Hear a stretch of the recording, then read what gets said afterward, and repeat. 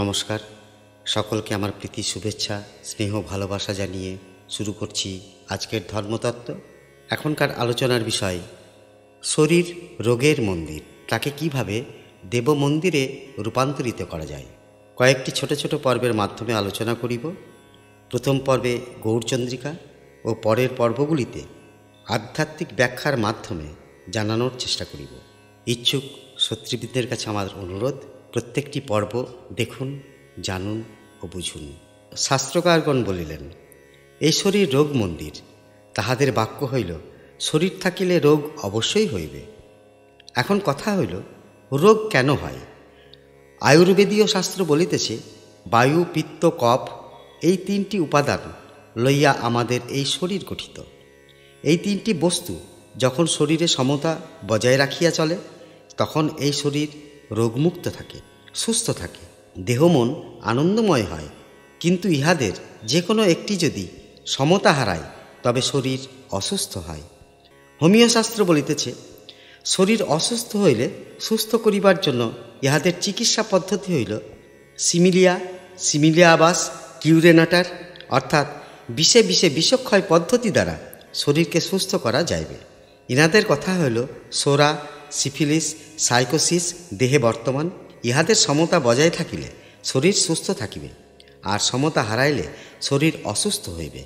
আবার অ্যালোপ্যাথিক পদ্ধতি, বহু পদ্ধতি চিকিৎসা দ্বারা অসুস্থ শরীরকে সুস্থ করা যাইবে। এক্ষণে শরীরে এই অসম ভাব আসিতেছে কেন? ইহার উত্তরে বলা যায়, প্রাকৃতিক পরিবেশ, আবহাওয়া, ঋতু পরিবর্তন, খাদ্যাখাদ্য, শারীরিক ও মানসিক পরিশ্রম ইত্যাদির উপর এই শরীর নির্ভর করে। সুতরাং ইহাদের যে কোনো একটি শরীরের উপর প্রভাব বিস্তার করিলে শরীরের ত্রয়ী উপাদান সমতা রক্ষণে বিঘ্নিত হইতে পারে। যখন আমাদের শরীরে এই ত্রয়ী শক্তির সমতা হারায়, তখন আমরা এই ত্রয়ী শক্তির যে কোনো একটি পদ্ধতি বিশেষজ্ঞ ব্যক্তির শরণাপন্ন হই। এখন তিনি তাহার অভিজ্ঞতার দ্বারা এই শরীরের সমতা আনয়ন করিয়া শরীরকে সুস্থ করিয়া তোলেন। অতঃপর আমার বিচার্য বিষয় হইল, এই ত্রয়ী পদ্ধতি দ্বারা এই শরীর সাময়িক রোগমুক্ত হইতে পারে বটে, তবে এই রোগমন্দির শরীরকে ইনারা দেব মন্দিরে পরিণত করিতে পারেন না।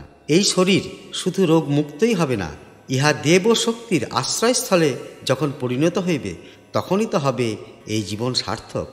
নাস্তি রোগ সমং দুঃখং। আমরা এই জগতে রোগ, শোক, দুঃখ, বেদনা সহ্য করিবার জন্য আসি নাই, আসিয়াছি ঈশ্বর সাধনের জন্য। তাহার জন্য চাই একটি সুন্দর সুষুমাময় বেদী। এই বেদীই হইল আমাদের এই দেহ। মৃত্যুর পর আমাদের সঙ্গে কেহই যায় না, তবে একজন সঙ্গে যায়, তাহা হইল আমাদের কর্মফল। এই কর্মফলানুসারে আমাদের জন্মান্তর ঘটে। কর্মের দ্বারা এই দেহ তৈরি হয় বলিয়া এই দেহ হইল কুরুক্ষেত্র। বাস্তব জগতে যে কুরুক্ষেত্র মাঠ বর্তমান, তাহার আয়তন যেমন 12 যোজন, তদ্রূপ এই দেহ কুরুক্ষেত্রের আয়তনও হইল 12 যোজন। 10 অধিক দৃঢ় 12, 10 ইন্দ্রিয়যুক্ত জীবাত্মা ও পরমাত্মা। ইহাদের লইয়া আমাদের এই নশ্বর দেহ গঠিত। এই 10 ইন্দ্রিয় জীবাত্মাকে কলুষিত করে বলিয়া এই জীবভবীয় আত্মা পরমাত্মা সন্ধান করিতে পারে না। এসো আমার প্রিয় সাধক, এইবার আমরা আমাদের এই দেহরথকে রোগমুক্ত ও ঈশ্বর সাধনের উপযুক্ত করিয়া পরমাত্মার সান্নিধ্যে যাইতে পারি, সেই পন্থার অন্বেষণ করিব আগামী পর্বে। আজ এই পর্যন্ত, নমস্কার।